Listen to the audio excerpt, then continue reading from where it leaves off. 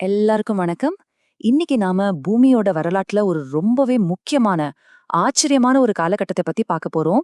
அதுதான் பனியுகம், அதாவது ice age. சும்மா ஒரு நிமிஷம் யோசிச்சு பாருங்களேன். நாம வாழ்ற இந்த பூமி திடீர்னு ஒரு பெரிய ஐஸ் கட்டி மாதிரி முழுசா உறைஞ்சு போனா எப்படி இருக்கும்? கொஞ்சம் கற்பனை பண்ணவே கஷ்டமா இருக்குல்ல?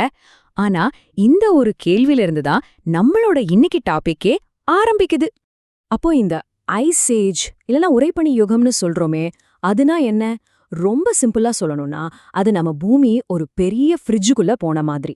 அதாவது பூமியோட டெம்பரேச்சர் பயங்கரமா குறைஞ்சு பெரிய பெரிய நிலப்பரப்பு எல்லாமே பனிப்பாளங்களால மூடப்பட்டிருந்த ஒரு ரொம்ப ரொம்ப நீண்ட காலகட்டம். சரி, இந்த குளிர் பூமிய எப்படியெல்லாம் புரட்டி போட்டுச்சுன்னு பார்க்கலாமா? இது சும்மா ஒரு வெதர் சேஞ்ச் மட்டும் இல்லைங்க, நம்ம கிரகத்தோட முகத்தையே மாத்தி அமைச்ச ஒரு பிரம்மாண்டமான நிகழ்வு. பொதுவா இந்த ஐஸ் ஏஜ 2 முக்கிய காலகட்டமா பிரிக்கிறாங்க. முதல்ல ப்ளீஸ்டசீன். இந்த பேரை கேட்டு பயப்படாதீங்க, இது ரொம்ப குளிரா இருந்த காலம், பெரிய பெரிய விலங்குகள் எல்லாம் வாழ்ந்த நேரம்.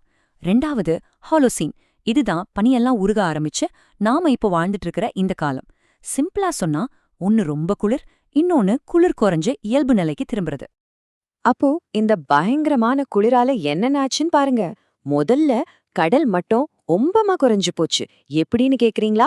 பூமியில இருக்கிற தண்ணி எல்லாமே உறைஞ்சு போய் பெரிய பெரிய பனிமலைகளா மாறிடுச்சு. அதனால கடல்ல தண்ணி கம்மியாயிடுச்சு. இதோட விளைவு என்ன தெரியுமா? கண்டங்கள் ஒன்னோட ஒன்னு சேர்ந்துருச்சு.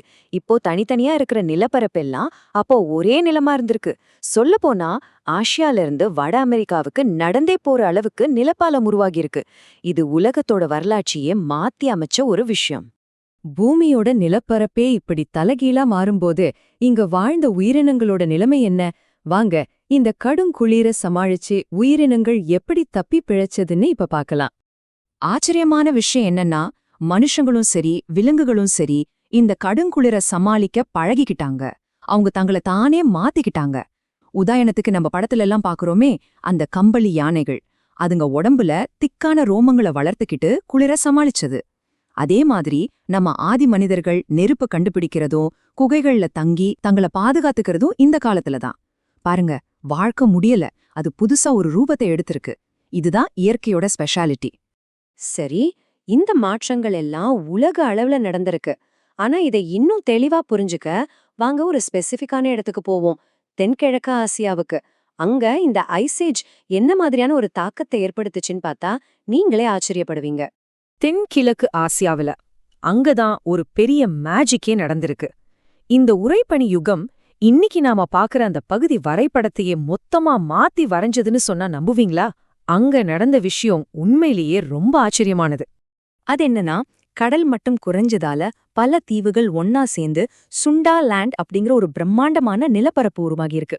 இதை இன்னும் சிம்பிளா சொல்லணும்னா, இன்னைக்கு தனித்தனி தீவுகளா இருக்கிற இந்தோனேஷியா, மலேசியா, போர்னியோ, இது எல்லாமே அப்போ ஒரே நிலப்பரப்பா ஆசியாவோட இணைஞ்சிருந்துச்சு. யோசிச்சு பாருங்க, கடல் பாதையே இல்லாம ஒரு நாட்டுல இருந்து இன்னொரு நாட்டுக்கு நடந்தே போயிருக்கலாம். அப்போ இருந்த ஜியோகிரபியே வேற. சரி, இவ்ளோ பெரிய மாற்றங்கள் எல்லாம் கொண்டு வந்த இந்த பனியுகம் இது மறுபடியும் வருமா? இதுதான் நம்ம முன்னாடி இருக்கிற $1,000,000 கேள்வி. பூமியோட காலநிலை சுழற்சிகள் ரொம்பவே சிக்கலானது. அதனால இந்த கேள்வி நம்மள இன்னும் ஆழமா யோசிக்க வைக்குது, இல்லையா?